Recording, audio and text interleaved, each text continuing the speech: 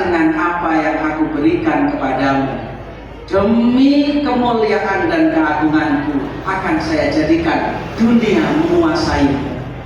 Dan kau akan dipaksa untuk berlomba mencari dunia seperti binatang buas berburu di alam, di hutan belantara. Dan ujung-ujungnya kamu hanya akan mendapatkan apa yang telah aku tetapkan untuk. Ya bani Adam, la tas'alni rizqahat kama lam atlub minka amalahat. Wahai bani Adam, jangan menuntut kepadaku besok saya dapat apa, karena saya juga tidak menuntut kepadamu besok kamu berbuat apa. Jadi hidup ini diputuskan, diajarkan oleh para aslaf kita, para orang-orang tua kita, mbah-mbah kita, guru-guru kita, untuk kita ini konsentrasi menjalankan amanat Allah Subhanahu wa Ta'ala kepada kita. Allah adalah zat yang maha pengertian, tanpa kita harus meminta. Apa yang menjadi keinginan kita akan dipenuhi oleh Allah Subhanahu wa Ta'ala. Kalau kita lihat Bu, almarhum almarhumlah Mbak Mu'in, mungkin para ulama-ulama yang hidup semasanya, kalau kita lihat kehidupannya, hidupnya tidak jauh dari ngulang ngaji dan ngurusi masjid. Akan tetapi karunia urusan dunia tanpa harus bersusah payah ditumpahkan oleh Allah Subhanahu wa Ta'ala kepada beliau-beliau. Ini yang harus dicontoh oleh kita sebagai para santrinya, sebagai para muridnya, sebagai para muhibbinnya, sebagai para jamaahnya. Karena memang itu jaminan Allah Subhanahu wa Ta'ala bahwa di dalam Al-Quran, kalau kita masih menggunakan Al-Quran sebagai pedoman dalam perjalanan hidup kita, pembahasan mengenai rizki, pembahasan mengenai kemakmuran dalam kehidupan, semua ayat-ayatnya di dalam Al-Quran mungkin ada di dalam satu ayat, kalau tidak ayatnya berdampingan dengan ayat yang bercerita tentang ibadah. Soal ganda, bisa jadi ayatnya dua bersandingan, bisa jadi di dalam satu ayat. Sekedar contoh saja, Allah Subhanahu wa Ta'ala berfirman di dalam Al-Quran, wa ma khalaqtul jinna wal insa illa liya'budun. Ini ibadah. Lanjutannya apa? Ma uridu minhum mir rizqin wa ma uridu ayyut'imun innallaha huwar razzaqu dzul quwwatil matin. Ibadah dan rizki gandeng ayatnya. Wa'mur ahlaka bis salati wastabir 'alaiha. Lanjutannya apa? La nas'aluka rizqa nahnu narzuquk wal 'aqibatu littaqwa. Walau anna ahlal qura amanu wattaqau. Lanjutannya apa? La fatahna 'alaihim barakatin minas samaa'i wal ardh. Bahkan ini diajarkan oleh Allah Subhanahu wa Ta'ala tidak hanya pada umat baginda Nabi Muhammad Sallallahu Alaihi Wasallam saja, akan tetapi juga kepada umat-umat terdahulu, sebagaimana Allah Subhanahu wa Ta'ala berfirman, walau annahum aqamut Taurat wal Injil wa ma unzila ilaihim mir rabbihim. Lanjutannya, la akalu min fawqihim wa min tahti arjulihim. Yang turun dari langit akan menjadi karunia dan rezeki yang bisa untuk kita konsumsi. Yang keluar dari bumi dan bawah kaki kita bisa menjadi karunia dan bisa kita konsumsi dalam kehidupan kita, asal mau ibadah. Karenanya dulu ada imam namanya Imam Hasan Al-Basri. Imam Imam Hasan Al-Basri ini kedatangan tamu 3 orang, 3-3-nya bermasalah. Jadi memang nasibnya kiai itu sejak zaman dulu tempatnya orang sambat. Gini, dengan pernah nyoba tamu itu dihitung kira-kira yang datang pengen wirid yang kita istiqomah, bisa istiqomah ngaji jamaah, yang satu lagi pengen sawahnya bagus, pasarnya laris dan lain sebagainya. Kira-kira banyak yang mana tamunya? Nah, saya pernah ngitung tamu saya sehari, nanti dihitung ini tamu saya berapa pagi sampai sore. Nanti yang kira-kira datang minta wiridan biar seneng ngaji dibandingkan dengan yang minta wirid tokonya laris dan lain sebagainya. Kadang ada yang minta nikah lagi biar gak ketahuan, juga ada. Saya itu pernah kedatangan tamu, kiai pengen bicara 4 mata. Saya kirain ada apa lagi, banyak orang, ya udah ayo masuk. Saya ajak di kamar tamu, ada apa? Kiai, saya minta ijazahnya. Saya baru nikah lagi, ketahuan. Sekarang istri saya ini berantem terus. Minta ijazahnya biar rukun ini istri saya dua. Saya bilang mohon maaf, sampai datang ke kiai yang salah. Sampean sudah mending wis mulai masih tukaran lagu durung. Itu masalah, dia itu tempatnya datang masalah. Itu kalau masalahnya sudah selesai, belum tentu datang ke kiai lagi. Ya nggak tahu ini para romo yang belum disuani calon-calon pada tekomannya orang calonnya setelah jadi. Imam Hasan Al-Basri kedatangan tamu 3 orang bermasalah 3-3-nya. Yang pertama masalahnya, tanya saya masalah Al-Basri, ada masalah apa? Gini ya Imam, saya ini sawahnya banyak, kebunnya banyak, tapi tidak ada air dan jadi kering sehingga saya nggak bisa tanam, tidak produktif, tidak ada hasilnya. Biar sawah saya ini sama kebun saya ini airnya cukup, saya bisa tanamin dan produktif, saya harus bagaimana ya Imam? Kata Imam Hasan Al-Basri, kamu pulang nanti sampai di rumah banyak baca istighfar. Bukan suruh datang ke menteri pengairan, bukan. Suruh banyak baca istighfar. Nah, pulang. Kamu yang nomor 2 datang, ya Imam, saya ini penyakitan sejak lahir sampai sekarang belum sembuh-sembuh.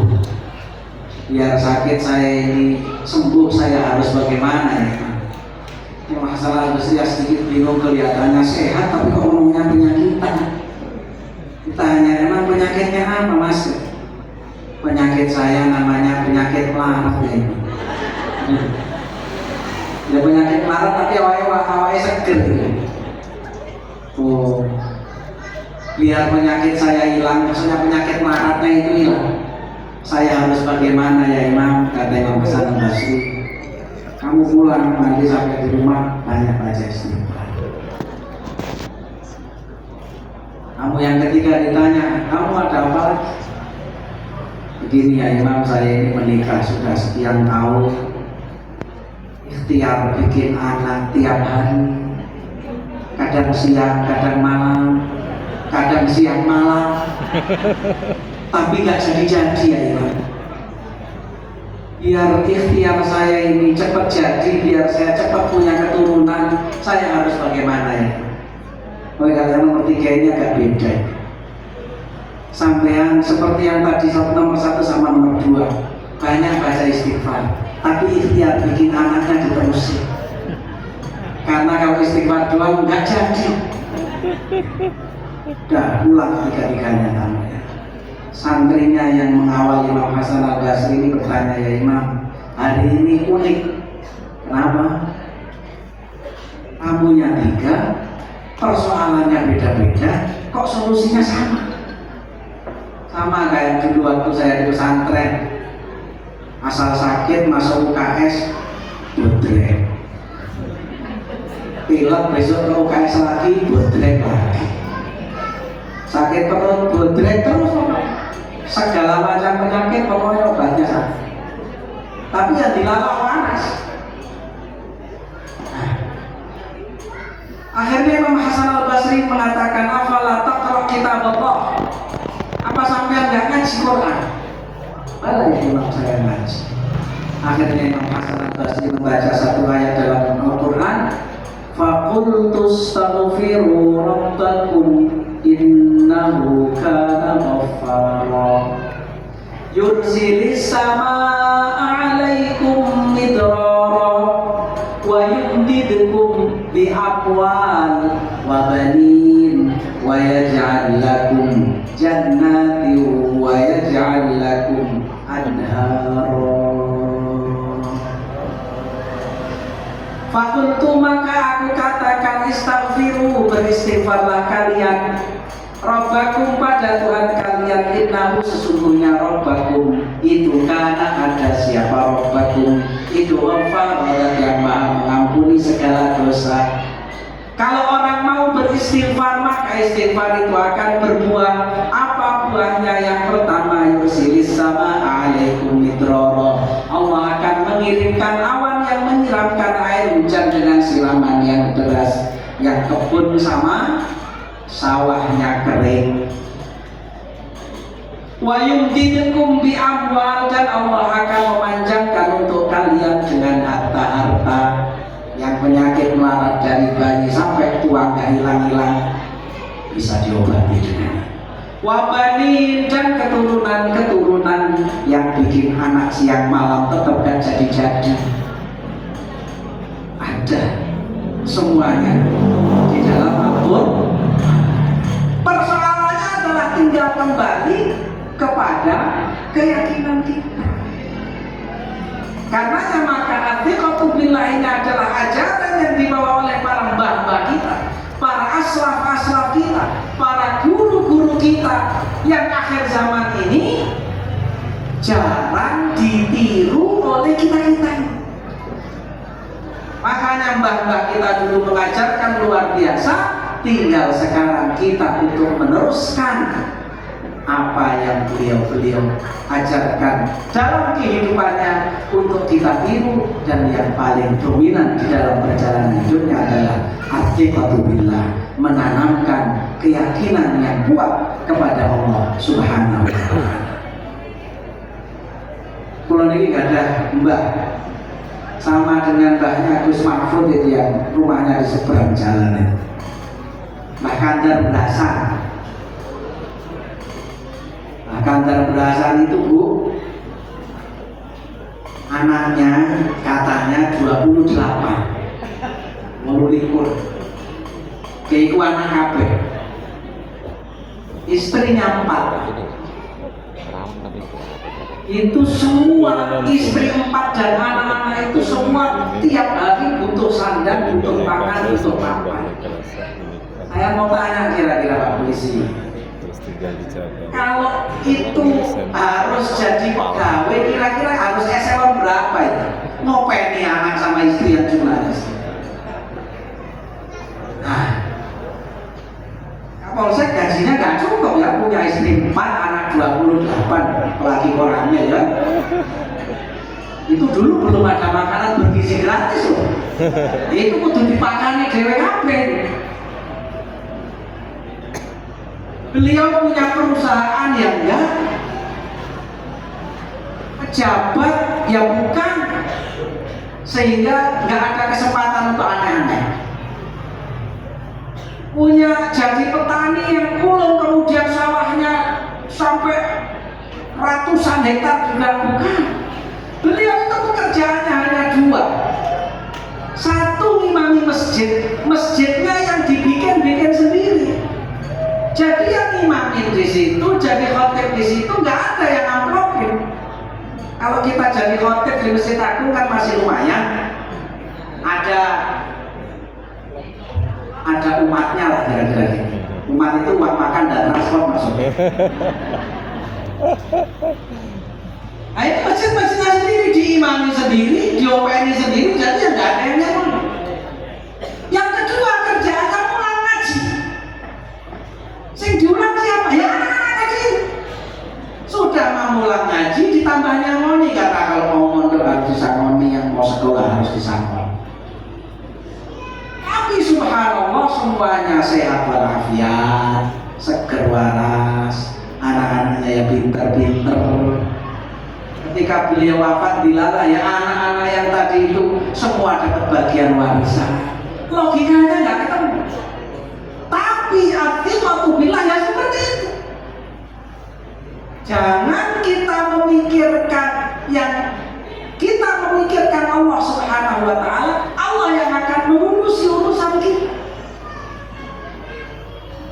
Karenanya maka para asraf kita ini mempunyai keyakinan yang kuat dengan apa yang sudah Allah janjikan di dalam Al-Quran, ibadah gandengannya rezeki. Dan dulu Mbah Yai Kandar itu nggak mau bikin proposal. Pernah suatu saat kedatangan Menteri Agama, namanya Yai Saifuddin Zuhri, apanya Pak Lukman Hakim zaman jadi Menteri Agama. Itu dikasih hadiah tinggalan radio zaman dulu.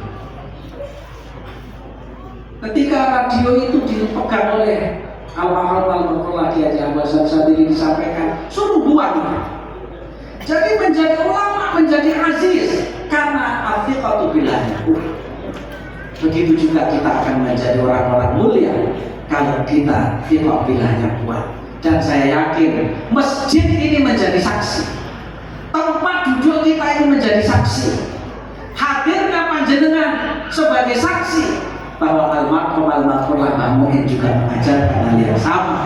Beliau juga adalah sosok yang mempunyai afiqatu billah yang tinggi sehingga berhasil untuk mengkader putra putrinya ihya atau menghidupkan tinggalannya sampai dengan hari ini, dan mudah-mudahan lestari ila yaumil qiyamah. Ini yang terpenting. Karenanya maka ibadah itu jangan dijauhi, karena memang tugas kita diciptakan oleh Allah Subhanahu wa taala untuk itu. Dan jangan dilihat namanya ibadah itu harus bentuknya surahnya ibadah. Tapi perlu diketahui bahwa aktivitas dunia yang kita kerjakan pun juga akan bisa menjadi nilai ibadah, kembalinya kepada niat dan tujuan kita. Kamin amalin yatasawwaru bi surati a'mali dunya fa innaha min a'malil akhirah bi husnin niyyah. Banyak amal-amal bentuknya dunia. Kita berangkat ke kantor, berangkat ke toko, berangkat ke sawah, tapi niatnya mulia, biar tidak menjadi peminta-minta dan seterusnya. Itu adalah orang-orang yang mulia. Ketika niatnya istimewa, semua aktivitasnya akan menjadi ibadah. Suatu saat baginda Rasulullah SAW jalan-jalan bersama sahabat melewati anak muda yang sedang kerja. Sahabat ini batin di dalam hatinya, coba kalau jadi pasukan perangnya Kanjeng Nabi, betapa mulianya anak muda ini daripada harus kerja cari dunia. Batin sahabat yang menemani Kanjeng Nabi. Kanjeng Nabi mengomentari, "Lau kana hadza yas'a li nafsihi kai la yatakaffaf an aidin nas fa huwa fi sabilillah. Lau kana hadza yas'a li 'iyalihi fa huwa fi sabilillah. Lau kana hadza yas'a takathuran wa tafakhuran fa huwa fi sabilil syaitan." Andaikan anak muda ini kerjanya tujuannya biar untuk kebutuhan pribadinya terpenuhi sehingga tidak menjadi peminta-minta sepanjang dia bekerja, sama dengan dia sedang jihad fisabilillah. Andaikan anak muda ini bekerja niatnya untuk memenuhi kebutuhan keluarganya, biar kebutuhan keluarganya tercukupi selama dia bekerja, dia adalah orang yang sedang fisabilillah. Laukana hadza yas'ata kathuran wa tafakhuran. Tapi kalau kerjanya hanya untuk bangga-bangga dengan hartanya, menumpuk-numpuk harta, fa huwa fi sabilis syaitan, dia berada di jalannya syaitan. Jadi kalau kita berangkat aktivitas kita diniatkan karena Allah, maka sepanjang kita berada di dalam pekerjaan kita, itu juga mempunyai nilai ibadah. Karena ibadah tidak harus selalu berada di dalam masjid, ibadah tidak harus selalu muter tasbih, ibadah tidak harus bentuknya bentuk gambar, surahnya adalah orang yang sedang ibadah secara akhir, akan tetapi bentuk-bentuk dunia pun bisa menjadi ibadah. Itulah karenanya tujuan kita diciptakan di muka bumi ini untuk wa ma khalaqtul jinna wal insa illa liya'budun.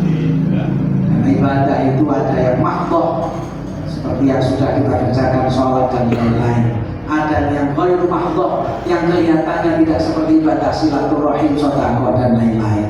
Bahkan ibadah yang bentuknya ghairu mahdhah kadang-kadang nilainya jauh lebih besar dibandingkan dengan ibadah. Suatu saat Imam Muhammad Ibn Arabi, seorang ulama dari Syam, beliau ini berangkat haji.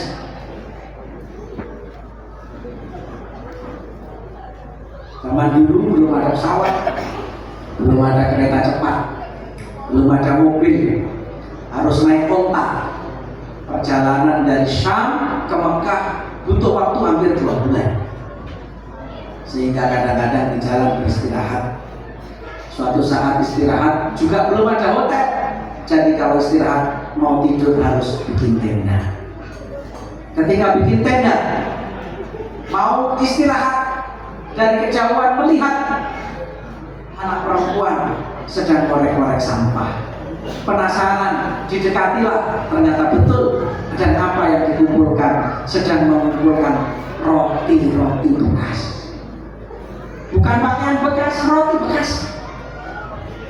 Aneh, biasanya di Timur Tengah itu roti bekas digunakan untuk makan ternak, kambing, domba, onta.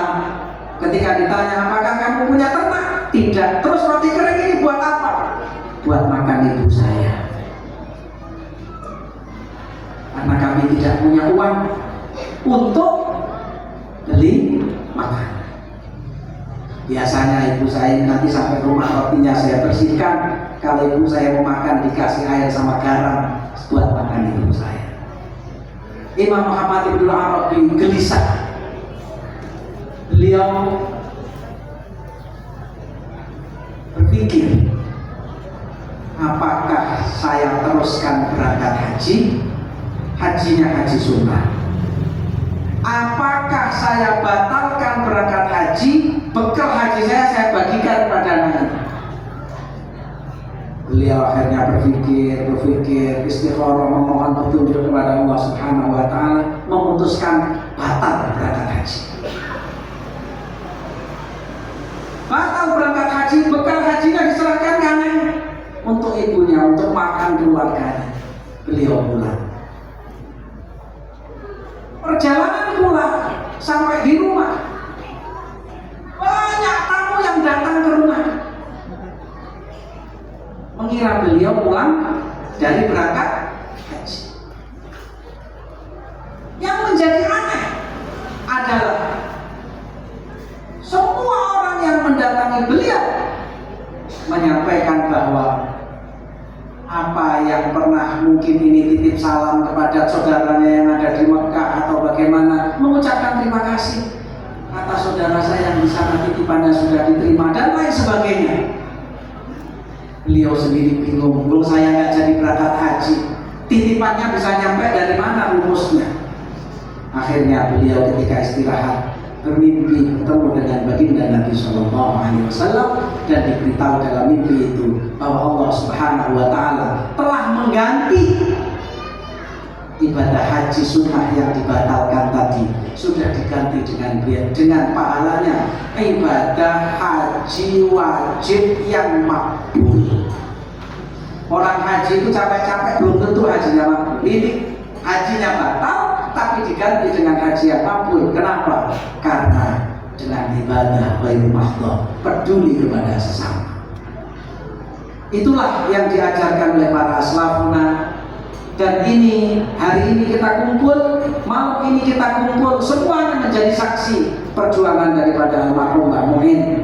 Mudah-mudahan almarhum Mbah Muin diangkat derajatnya oleh Allah Subhanahu wa Ta'ala, dijadikan kuburnya menjadi rawdah min riyadhil jannah, dan beliau menjadi orang-orang yang kelak dekat dengan baginda junjungan kita Nabi besar Muhammad sallallahu alaihi wasallam. Kita para dzurriyyahnya yang diberi amanah untuk meneruskan pesantren ini diberikan kekuatan oleh Allah Subhanahu wa Ta'ala untuk membawa pondok pesantren ini menjadi pondok pesantren yang lestari ila yaumil qiyamah. Dan kita yang pernah ngaji langsung sama beliau, pernah ngaji sama putra-putrinya beliau, pernah hadir di majelisnya beliau, tidak bertemu dengan beliau malam ini, kita hadir sebagai saksi perjuangan beliau, juga dicatat sebagai orang-orang yang mulia di sisi Allah Subhanahu wa Ta'ala. Ala hadhihi niyyah wa ala kulli niyatin salihah. Al-Fatihah.